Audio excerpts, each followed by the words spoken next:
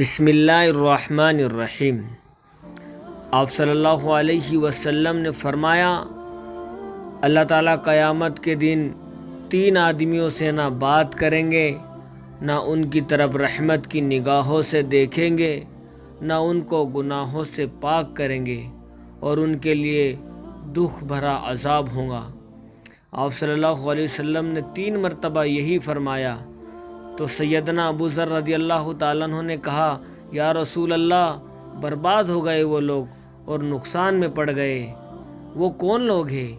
آپ صلی اللہ علیہ وسلم نے فرمایا، ایک تو وہ مرد جو اپنی ایزار، پیجامہ، پتلون، شلوار وغیرہ کو ٹخنوں سے نیچے لٹکانے والا، دوسرا احسان کر کے احسان کو جتلانے والا، اور تیسرا جھوٹی قسم کھا کھا کر اپنے مال کو بیچنے والا۔